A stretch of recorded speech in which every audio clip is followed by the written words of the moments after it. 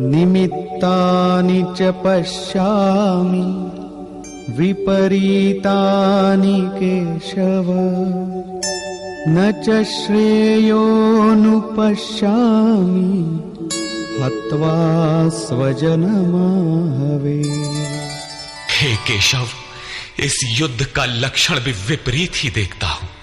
युद्ध में अपने कुल को मारकर परम कल्याण भी नहीं देखता हूं। कुल को मारने से कल्याण कैसे होगा?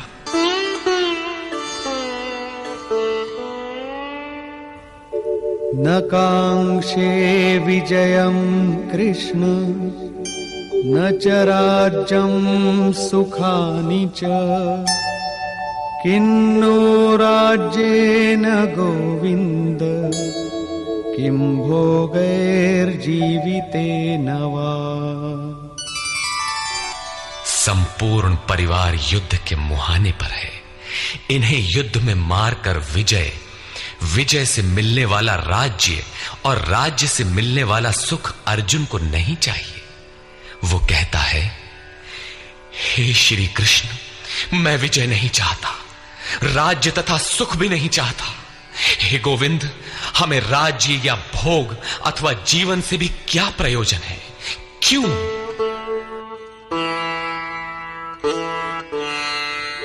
येषामर्थे कांक्षितं नो राज्यं भोगाः सुखानि च तैमेव स्थिता युद्धे प्राणान् त्यक्त्वा धनानि च। हमें जिनके लिए राज्य भोग और सुखादिक इच्छित हैं, वे ही परिवार जीवन की आशा त्याग कर युद्ध के मैदान में खड़े हैं।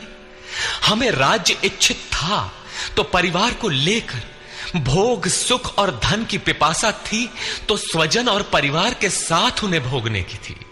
किंतु जब सब के सब प्राणों की आशा त्याग कर खड़े हैं तो मुझे सुख राज्य या भोग नहीं चाहिए। ये सब इन्हीं के लिए प्रिय थे। इनसे अलग होने पर हमें इनकी आवश्यकता नहीं है। जब तक परिवार रहेगा तब तक ये वासनाएं भी रहती हैं। झोपड़ी में रहने वाला भी अपने परिवार, मित्र और स्वजन को मारकर विश्व का साम्राज्य स्वीकार नहीं करेगा। अर्जुन यही कहता है कि हमें भोग प्रिय थे, विजय प्रिय थी, किंतु जिनके लिए थी, जब वे ही नहीं रहेंगे तो भोगों से क्या प्रयोजन? इस युद्ध में मारना किसे है?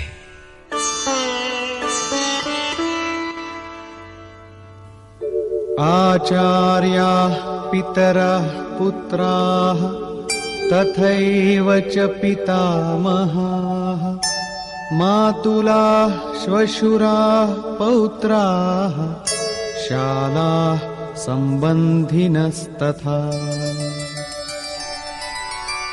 इस युद्ध में ताऊ, चाचे, लड़के और इसी प्रकार दादा, मामा, श्वसुर, पोते, साले तथा समस्त संबंधी ही हैं।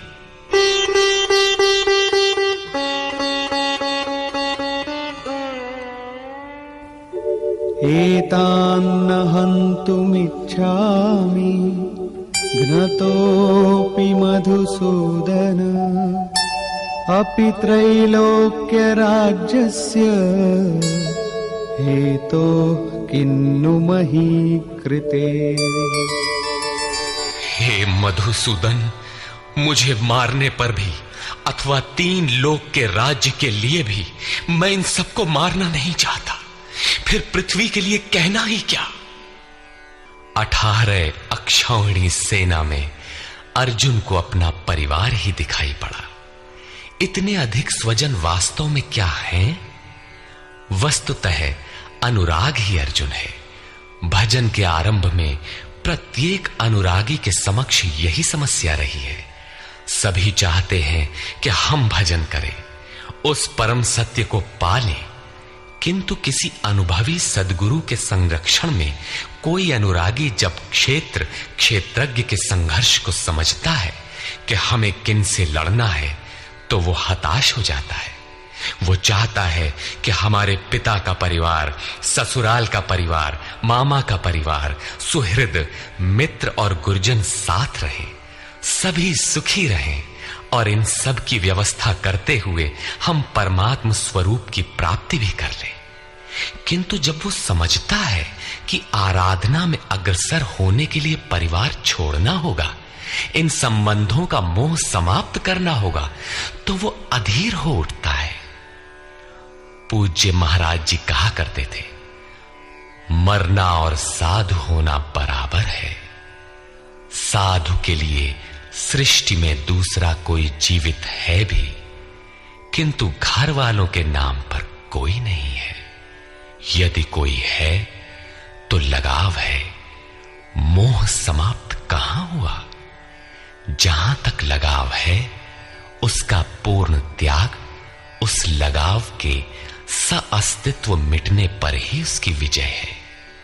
इन संबंधों का प्रसार ही तो जगत है, अन्यथा जगत में हमारा क्या है?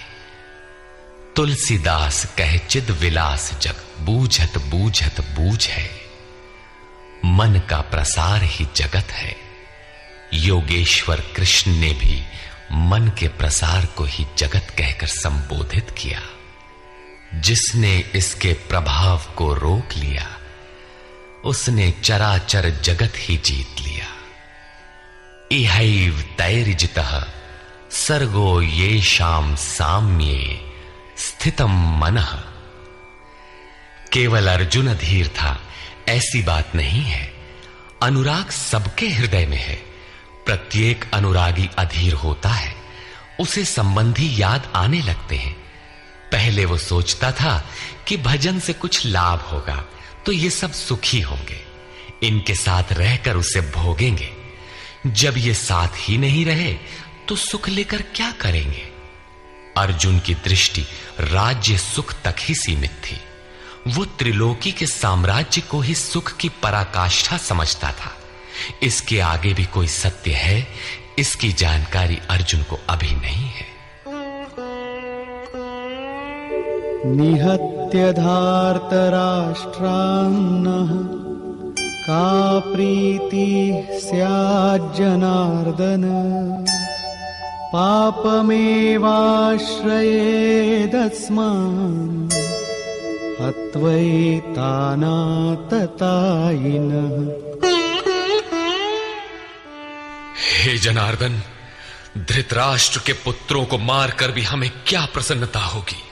जहां धृतराष्ट्र अर्थात धृष्टता का राष्ट्र है, उससे उत्पन्न मोह रूपी दुर्योधन इत्यादि को मारकर भी हमें क्या प्रसन्नता होगी?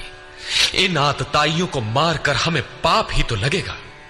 जो जीवन यापन के तुच्छ लाभ के लिए अनीति अपनाता है वो आतताई कहलाता है। किंतु वस्तुतः इससे भी बड़ा आतताई वो है जो आत्मा के पथ में अवरोध उत्पन्न करता है। आत्मदर्शन में बाधक काम, क्रोध, लोभ, मोह आदि का समूह ही आतताई है।